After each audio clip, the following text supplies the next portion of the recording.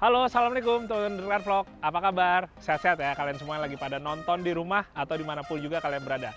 Salah satu Land Cruiser Prado yang gue penasaran dan belum pernah gue coba adalah generasi yang keempat atau Prado yang 150 seperti ada di samping gue ini. Ini mobil cerita sedikit, jadi baru beberapa hari dibeli oleh sang owner dan emang belum ada bagiannya sama sekali yang diubah. Walaupun emang rencananya nanti akan dimodifikasi, tapi gue hari ini bawa dulu ke sini karena sebelum modifikasi dan penyegaran dilakukan, gue pengen tahu dulu gimana kemampuan buat off-roadnya. Kayak kita tahu teman-teman, mobil apapun juga semakin generasinya semakin ke sini, biasanya kalau kita ngomong mobil SUV ya, lebih ngutamain untuk kenyamanan dipakai on-road atau hariannya. Tapi kemampuan off-roadnya ada juga yang tetap sama, ada juga yang malah semakin menurun. Jadi yang gue penasaran, kira-kira di Prado 150 ini gimana?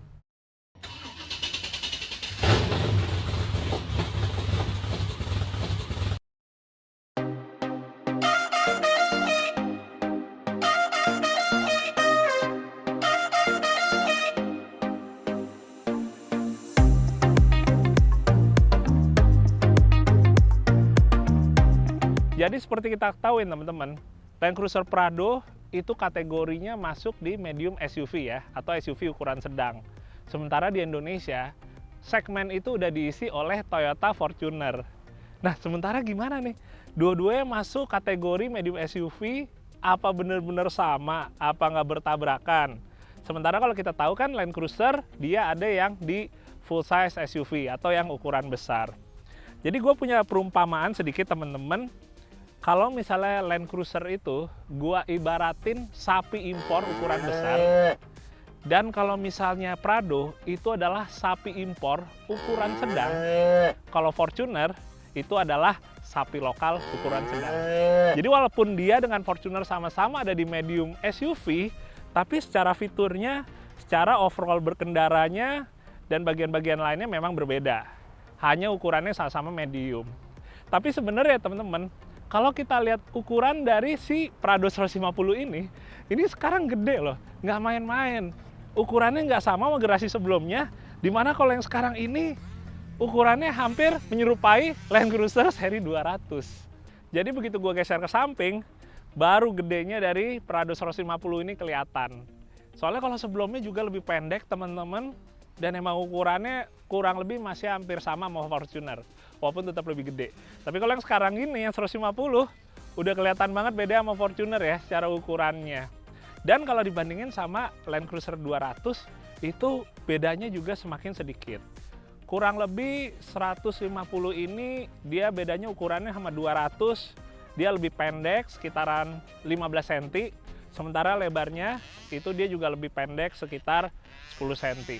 Jadi nggak terlalu jauh juga sih, walaupun ya tetap gedean Land Cruiser seri 200. Sekarang kita kembali lagi ke depan untuk ngebahas spesifik tentang Prado 150 tahun 2010 ini. Ini variannya adalah TX, di mana varian TX itu ada di tengah. Di bawahnya ada varian TZ, dan ada juga di atasnya itu TXL. Jadi varian dari Toyota Land Cruiser dan Land Cruiser Prado itu di tiap negara bisa jadi berbeda. Yang kita emang paling banyak beredar di sini itu antara Australia atau yang dari Jepang. Sementara karena ini varian TX, jadi ini adalah Prado yang emang didatangkan dari Jepang. Nah, ini kalau gue lihat bagian headlightnya, ini menurut gue emang mirip dengan Toyota Rush yang generasi awal ya. Emang beda di grill, dia grillnya jauh lebih kalem dan lebih kecil, tapi bentukan headlightnya atau batok lampunya ini mirip dengan Toyota Rush. Walaupun yang ada di Prado ini, stylingnya dengan headlight yang model kayak gini, terus di bawahnya ada reflektor panjang ini gue sama sekali nggak suka temen-temen. Jadi emang ada beberapa bagian yang gue nggak srek di sini, dan itu ternyata diaminin juga sama owner barunya ya. Tapi itu dia, sebelum ini mulai diganti, kayak misalnya bagian depan, ini rencananya nanti di facelift ke yang facelift terakhir.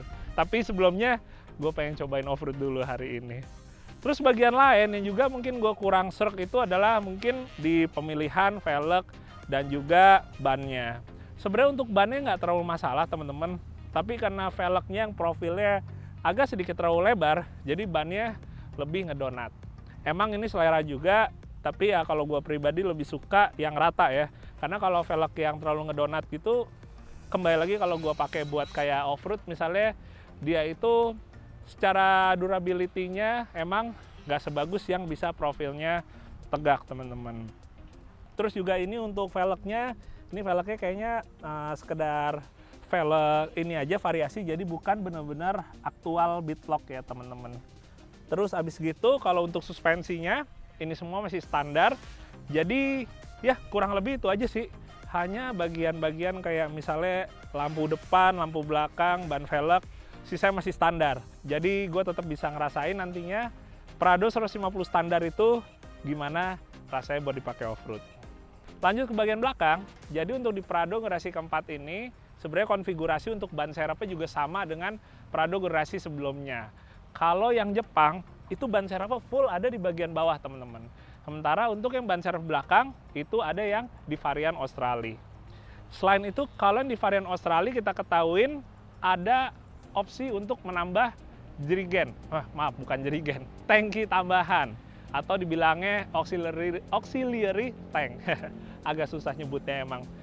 Tapi di yang generasi keempat ini, walaupun dengan tambahan tangki bahan bakar, kapasitas keseluruhannya itu nggak sebanyak yang generasi sebelumnya. Jadi kalau yang generasi sebelumnya itu di atas 180 liter, tapi kalau yang di generasi keempat ini, dia totalnya hanya di 150 liter. Emang lebih dikit lagi sih teman-teman. Karena mungkin di satu sisi juga, untuk yang Prado generasi keempat ini sekarang udah semakin peruntukannya lebih ke on-road, bukan untuk off-road jarak jauh, di mana saat pertama kali dulu Prado keluar, itu emang lebih medok untuk off-roadnya ya. Kalau kalian ingat, itu waktu masih zaman seri 70 yang light duty, itu kan masih nggak terlalu beda jauh sebenarnya secara kemampuan off-roadnya. Tapi makin kesini, kita bisa ngelihat antara Land Cruiser dengan Prado ya, makin kelihatan sih, Land Cruiser itu urusan off-roadnya jauh lebih medok. Dan untuk ngebukanya, kalau teman-teman berpikir ini bukanya liftgate seluruhnya ke atas, ternyata bukanya ke samping. Tapi yang uniknya juga, dia di bagian kacanya bisa dibuka dulu, di bagian sini dipencet, terus dia kebuka. Maaf, ini lagi kunci, jadi mungkin gua harus ngebuka dulu kuncinya di sini. Terus gua pencet sini. Nah, ini dibuka seperti ini. Tapi habis itu, untuk keseluruhan pintunya, bukanya dia ke samping. Nah, lumayan ya, bisa nongkrong. Enggak sih, enggak juga sih, biasa aja sih. Cuma emang agak unik aja gitu. Kita akan bahas bagian dalamnya, kita mulai dulu dari bagian depan ya. Sekarang kalau kita ngomong mesin, di Prado 150 yang keluaran Jepang, itu ada 3 pilihan mesin. Ada 1 GR bensin, ada 1 GD diesel, dan yang ada di depan gua, ini 2 TR FE bensin. Dia 4 silinder, cc-nya 2700. Emang ini juga dipakai di Toyota Fortuner, teman-teman. Cuma bedanya, walaupun dia tenaganya sama, mesin yang sama persis, tapi karena Prado ini lebih berat daripada Fortuner, akhirnya yang ada tenaga lebih berasa boyok lagi. Yang ada kita cuma dapat borosnya aja, sementara untuk kita ngomongin akselerasi, tenaga secara keseluruhannya, ya masih tetap agak mending di Fortuner. Padahal body Fortuner aja juga hitungannya nggak terlalu segimana banget teman-teman. Dia tenaganya itu di kurang lebih 158 HP, torsinya 246 Nm. Sekarang kalau di Fortuner aja udah lumayan berasa boyok, gimana di Prado 150 yang bobotnya kurang lebih berat 300 kilo dibandingkan Fortuner. Lebih berasa lagi, ngegasnya masih sabar. Kita kalau mau dapat top speed sebenarnya bisa sama-sama kencang pada akhirnya. Tapi untuk menuju ke atas ya, menuju ke topnya, kita harus benar-benar sabar banget. Kalau misalnya kita ngebejek terus langsung di kick down, yang ada bisa jauh lebih boros. Dan ini dalam keadaan kita nyetir hematnya aja, di dalam kota kurang lebih konsumsinya 1:5. Itu ya udah boros. Gimana kalau kita coba buat lebih sering kick down lagi? Yang ada beli bensinnya sering, dapat kepuasan tenaganya enggak sama sekali. Nah, tapi kalau ngomongin untuk mesin, buat bocoran juga, ini salah satu yang nanti mau di-upgrade sama ownernya adalah untuk bagian mesin, di mana 2 TR ini nanti akan ditambahkan turbo. Nanti mungkin setelah udah di-upgrade secara keseluruhannya, bagian depannya juga udah di facelift, ban, suspensi semuanya udah diganti. Mungkin kita akan coba lagi untuk yang part keduanya. Ya, sekarang kita lihat ke bagian dalam teman-teman. Bismillah. Assalamualaikum. Oke, sambil kita nyalain dulu teman-teman, biar lebih ademan. Oke. Nah, ngomongin buat interiornya yang sekarang ini, dia itu desainnya emang udah lebih modern, udah lebih mengotak tapi ya dibandingkan sama yang generasi sebelumnya yang lebih membulat. Nah, kalau ngomongin interiornya ini sebenarnya sekarang kalau dibandingkan sama yang generasi ketiga yang gue lihat sih sebenarnya malah agak lebih simple ya. Pengaturannya itu kayak misalnya untuk head unit dengan AC digitalnya dia terpisah. Soalnya kalau yang di generasi ketiga ada yang modelnya masih menyatu. Jadi kadang-kadang orang yang mau ganti head unit yang aftermarket itu juga agak kesusahan. Terus kalau gue lihat emang walaupun ini mobilnya 2010 tapi gaya-gaya interiornya tuh di beberapa mobil tuh baru seperti ini sekitar 5 tahun mendatang ya. Jadi termasuk awal yang make gaya atau desain interior seperti ini. Nah, jadi kurang lebih seperti itu. Ini varian TX, jadi ya ini masih ada yang di middle-nya teman-teman. Jadi dibilang mewah banget juga enggak, tapi lebih dari cukup untuk nunjukin ini adalah sebuah Land Cruiser Prado. Paling yang mau gue bahas itu untuk sistem 4-wheel drive-nya, yaitu transfer case-nya. Kalau generasi ketiga dia masih model tuas, tapi yang generasi keempat dia udah model switch knob ya, jadi udah elektrik. Ada H4F. H4F ini yang full time, jadi untuk di jalan raya untuk pemakaian kapanpun juga bisa di yang full time. Kalau misalnya kita udah mau ke off-road, medannya yang lebih ringan, kita bisa ke H4 yang lock atau yang part time. Kalau kita ke medan lebih berat lagi, tinggal kita tekan, terus kita oper ke kanan, oper, kita geser kanan, maka dia akan berubah menjadi 4 low. Nah, sekarang di mobil Prado ini yang teman-teman lihat, karena dia bukan varian yang Australia, jadi dia itu sebenarnya untuk fitur off-roadnya nggak selengkap yang ada di Australia. Karena kayak gue bilang tadi, kalau di Jepang penggunaannya itu lebih untuk perkotaan, beda sama Australia yang banyak menggunakan Land Cruiser Prado untuk kebutuhan off-road. Jadi mereka emang fitur off-roadnya yang versi Australia itu lebih lengkap.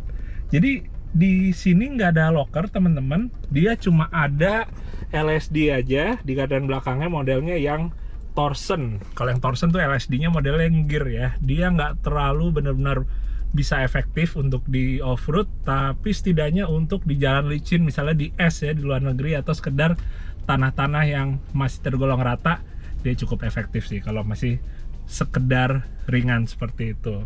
Sementara buat Matic-nya ini dia 5 speed teman-teman. Terus kalau kita tahu biasanya kalau yang Australia itu ada tambahan fitur misalnya untuk bisa naik turunin suspensinya ya. Kalau di sini nggak ada. Paling cuma heater aja nih buat kursi di bagian depan. Terus buat colokan lighter. Ya, konsol boxnya dia ada model 2 ini, 2 kompartemen. Buat cup holdernya, buat tambahan storage-nya di sini. Ya, kurang lebih kayak gitu. Ini masih jok aslinya, temen-temen. Dan sunroof juga ya.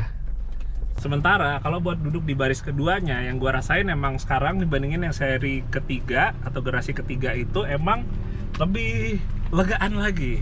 Walaupun nggak signifikan banget ya, tapi lebih legaan lagi. Tapi satu hal yang menjadi catatan, sekarang untuk yang baris ketiganya teman-teman, dia itu kursinya modelnya dilipat jadi rata sama lantai. Beda sama yang dulu yang emang bisa dicopot full.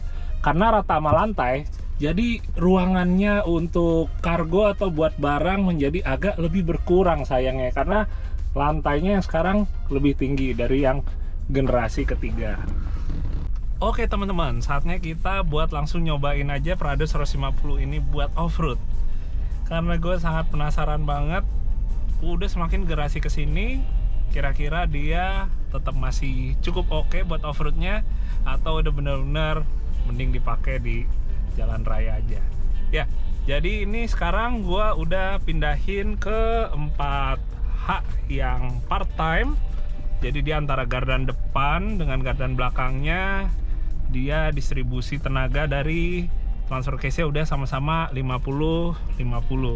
Jadi kalau part time ini kayak biasanya gue suka kasih tauin, ini untuk dipakai kalau udah di medan off-road ya. Kalau kita udah balik ke medan yang on-road lagi aspal, kita pakai 4H yang full time. Dimana kalau yang full time itu emang untuk dipakai di mana aja ya, mau on-road ataupun yang off-road. Oke, gue pengen coba sedikit gas dulu. Masih pakai 4H. Ini udah di kick down teman-teman, tapi responnya segitu aja menurut gue. Nggak terlalu yang ngejambak, bahkan nggak ngejambak sama sekali sih yang gue rasain barusan. Oke, kita cobain deh di sini, manuver dikit dulu. Oke, ini full masih standar semua suspensinya dan traction controlnya tadi bekerja dia. Oke, gue coba balik arah dulu. Oke.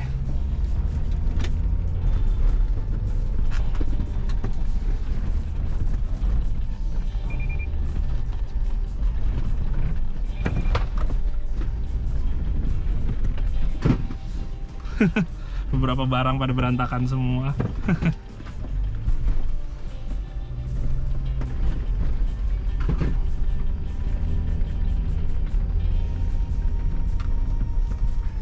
Oke. Emang bukan buat peruntukannya seperti itu ya teman-teman ya. Ini gue cuma pengen rasain dalam kondisi yang agak kecepatan tinggi di medan tanah gini.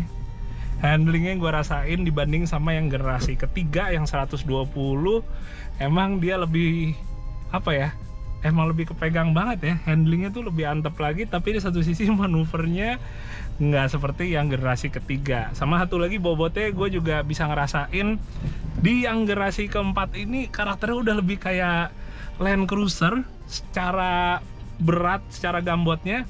Jadi kalau kita pakai off-road yang kecepatannya medium gitu, emang kalah gesit ya sama Prado-Prado dari dulu. Soalnya kalau Prado yang dulu-dulu tuh yang kita ketahuin emang dengan bodinya yang emang lebih ringkes, lumayan beda sama Land Cruiser, dia itu manuvernya lebih gesit. Tapi yang sekarang gue rasain manuvernya udah ala kayak Land Cruiser, tapi emang suspensi dan fitur off-roadnya nggak seperti di Land Cruiser ya. Ini hanya sekedar transfer case yang masih tergolong konvensional dengan torsen LSD di belakang. Dimana torsen LSD itu nggak terlalu sensitif, jadi nggak bener-bener gampang buat ngoncinya juga. Untuk off-road mile aja.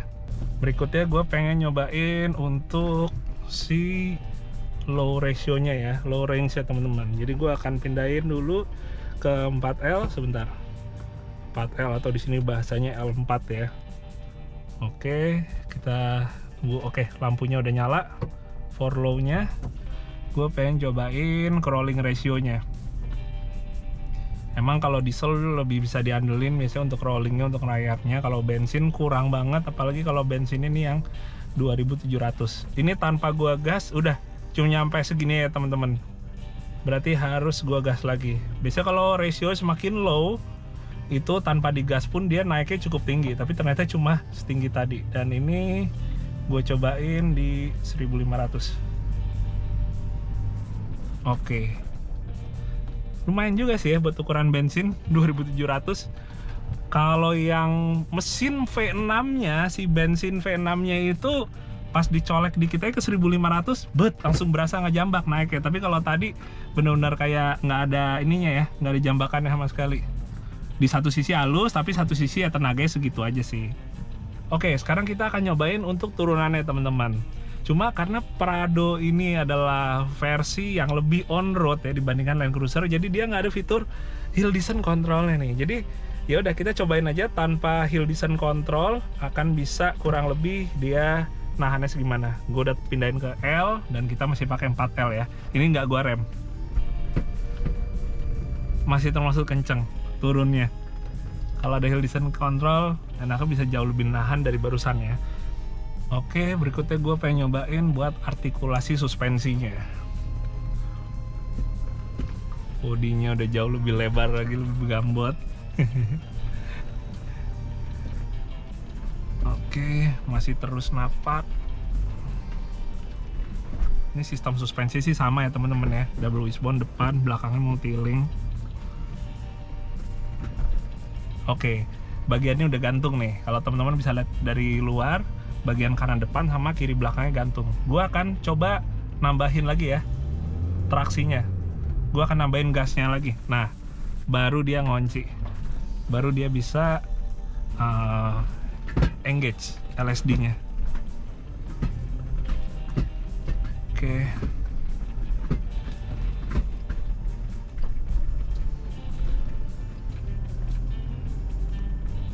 Oke.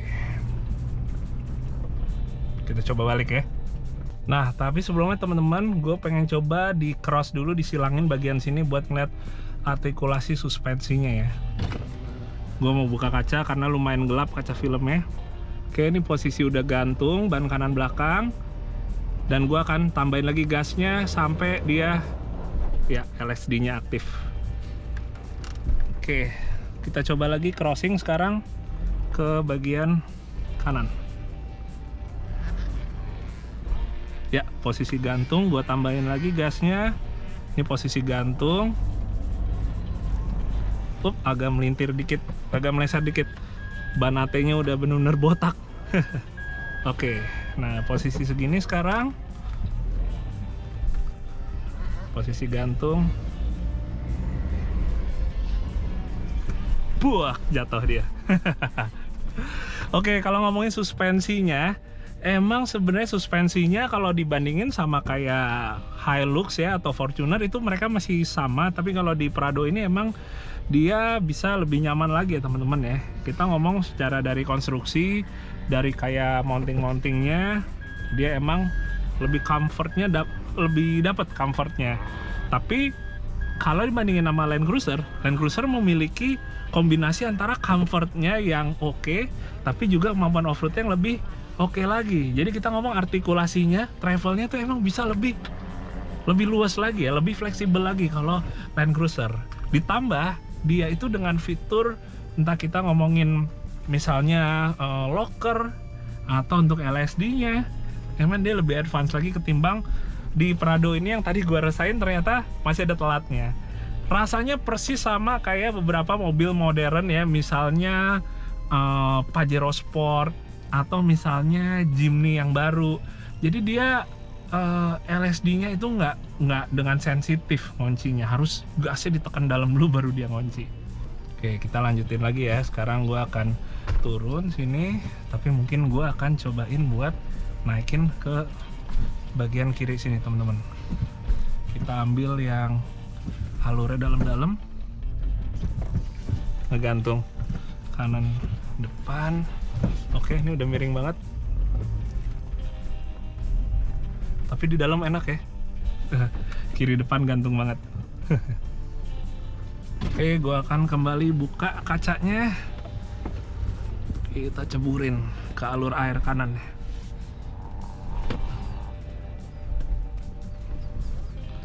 Oke, kiriin.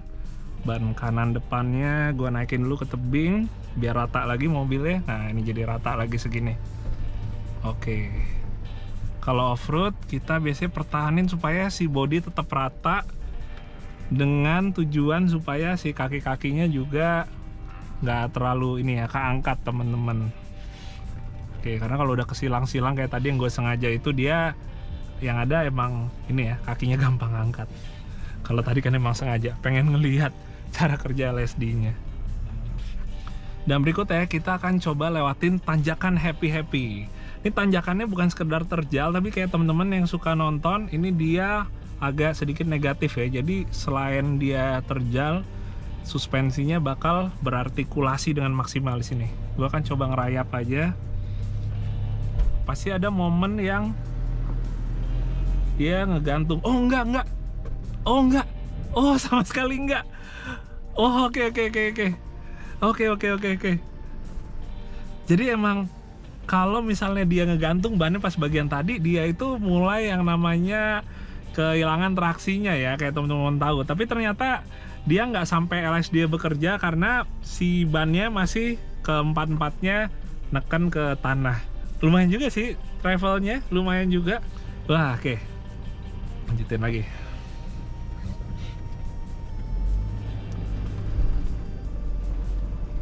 Oke. Wah, ada abang-abang itu tuh, cuangki itu, bakso. Ini abang-abangnya lagi jualan ke, mungkin banyak yang beli, yang pada mancing di sini. Oke. Jadi pengen bakso teman-teman. Oke, sebelum kita ngakhirin, gua akan mampir dulu ke kubangan lumpur teman-teman. Memang nggak bisa terlalu yang gimana banget, soalnya ban AT-nya juga udah sangat tipis.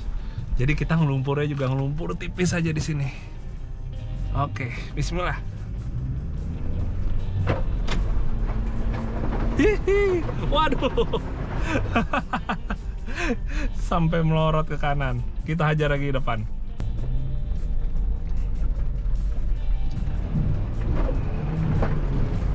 Ambil traksi, full traksi. Wah, RPM-nya sampai ke 4,5 lebih. Oke.